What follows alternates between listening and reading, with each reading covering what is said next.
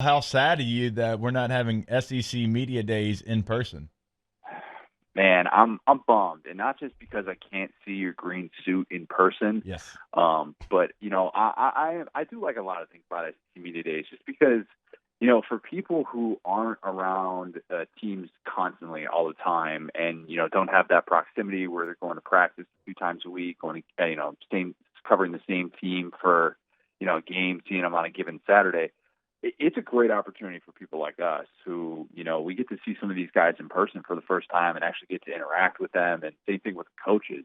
And there's just only so much you can do when it's virtual. Like last year, for example, I got the opportunity at SEC Media Days to follow around Joe Moorhead for an entire day and got to see the behind the scenes type view of what he experiences and what a coach experiences at SEC Media Days. And it was awesome. I mean, it was incredible, and it totally changed my perspective of what an SEC coach has to go through during that given, 5, 6 hour stretch over the course of the day. So, I mean, I've loved getting some of these opportunities, and I like being able to interact with some of these players. Yes, it's a made-for-TV event, whatever. People are going to say it's overhyped. It shouldn't be 4 days. I get all that, but it's great for us to be able to kind of meet in one place. It's the unofficial start to college football season, and it's not going to feel the same without it. And we don't have anything to complain about because we won't have, the SEC preseason media polls or someone telling us that Mm-hmm. Joe Burrow was the ninth best quarterback in the SEC. Like those things they'll come out, but they won't be in the moment of media day. I'm bummed. Like, how are we going to get our SEC preseason media poll wrong if we're doing it virtually? Like, that's Right. not going to hit the same. I mean, we've gotten that right 7 out of 28 times, and I say we loosely because I've only participated in a few of those, but I mean, there are certain things like that where you actually see these storylines developing at media days, and I've seen it before where you've fallen in love with a guy at media days based on kind of how he interacts too. I mean, I remember Jared Stidham a couple of years ago, seeing him at 2018 SEC media days and being like, "Oh, I get it now. Like, I get why everybody is hyping this guy as a first round pick.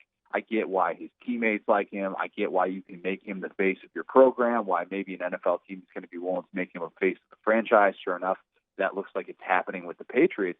But you don't get that experience just by talking to somebody over Zoom or having a phone call with them. Until you actually kind of see them in person and see them being actual human beings that you really get that perspective. So I think it does have a lot of benefits, despite the fact that it is very much a big part of preseason hype season. I'm bummed that we're not going to be able to do it this year, but it just means we're going to have to work that much harder to be able to have some of those storylines. We're going to have to find different ways to look for angles going into the season. Is this going to be Will Muschamp's last SEC Media Days? Man, you know, if you had asked me this time maybe 5, 6 months ago, I would have said, yeah, there's no doubt in my mind. But given the current climate of college athletics, with buyout figures at such ridiculous levels, and his being one of them, it could save them. It really could. And I don't know that South Carolina is in position, if they're going to be in financial position, to want to cover an 8-figure buyout. Let's not forget that there was the report that leaked about them reaching out to Florida State being like, "Hey, how did you cover $18 million dollars to fire Willie Taggart?" There could be something, with South Carolina that just prevents them from making that move if Will Muschamp has a 6-win season, which with that schedule, uh, that wouldn't be the worst thing in the world if they won 6 games. It's a brutal schedule. It's as difficult as any in the country. So, yeah, I mean, I think that Will Muschamp is going to have to really impress this year in order to kind of win some of that fan base back. But as for whether or not he's going to get fired, it's tough to sit here and say definitively yes when college athletics and the entire model that it's been based on is up in the air right now. And who knows if they're going to be in position to be able to make that decision. How good is that job? What should South Carolina fans expect out of their football program? Goodness gracious, I really have no idea because Spurrier skewed it. I Yep. mean, let's be honest. The HBC goes in there and spends a decade there and did things that South Carolina, yes, they were really frustrated. South Carolina fans were frustrated with the fact that he quit on that team. But in terms of getting new facilities and getting eyeballs, and having expectations on that program, I mean, you got to thank Spurrier for that. And I think that Will Muschamp inherited a tough situation. And I don't know that that job is one that's going to covet big time names and I'll be interested to see, if it comes open, what type of candidates they're able to get. If it's kind of more of like the Mizzou type situation where they're just trying to attract, a really solid group of 5 coach. I don't know what that market would look like. I think it's a little bit more favorable given the division it's in, but at the same time, I think that South Carolina fan should be expecting to go to the postseason, on a yearly basis and having a 4-win season. It certainly doesn't seem acceptable. So I think that getting to the place where you can occasionally have that big time win like they did last year against Georgia, but it's also supplemented with, winning 7-8 games. Given what's there with those facilities, they have some really, really good in-state talent that Clemson doesn't exactly pay attention to because it has big-time national recruiting aspirations. I think that South Carolina can covet a pretty solid coach, but it's just going to depend on getting the right fit in there and being able to kind of figure out what those expectations should be, because Spurrier just kind of messed it up for the next guy. That was always going to be the case. So South Carolina doesn't get a pass for their schedule over the last 2 years like Texas A&M does? No. Don't get it twisted. I mean, I know we've talked about A&M before, and this belief that A&M is all of a sudden in this elite upper echelon in the SEC, and I agree with you. I think it's premature, and I think they've gotten ahead of themselves to a certain extent. But South Carolina gets a pass just because it doesn't necessarily have the same sort of the same sort of history, the same sort of expectations that an A&M does, and everything's different when you pay a coach $75 million guaranteed, as we know, but. South Carolina in 2015, I mean, it's a dumpster fire. Even into 2016, when you're trying to figure out what in the world is the future going to look like for that program, yeah, I mean, Will Muschamp actually did some really good things there in year 2, and what they did in 2017 and beating Michigan in the Outback Bowl, you'll take that. And that was a great year, but, you failed to meet those expectations in 2018, and, you look like you're getting passed up. That's the issue right now for South Carolina. It looks like Tennessee's passing them up. Kentucky has passed them up. It looks like, you could look around at Florida and Georgia and wonder how much they're going to be able to dominate that rivalry, understanding that Georgia lost to South Carolina last year. But, I mean, I think that's the tough thing to accept for South Carolina. Is like everywhere we look, everybody's passing us up, and we're just not getting to that level yet. And it might just take making the right decision, at the head coaching position in order for that to finally happen. Connor, I'm going to put you on the spot a little bit here, and we're catching up with Connor O'Gara Saturday Down South. If I was placing the SEC into tiers, and I told you Tier 1 can only have 3 teams in it, which 3 teams are you putting in Tier 1? Why do you got to make it 3? Why can't you just make it 4? Make it easier. Because 4 is easy.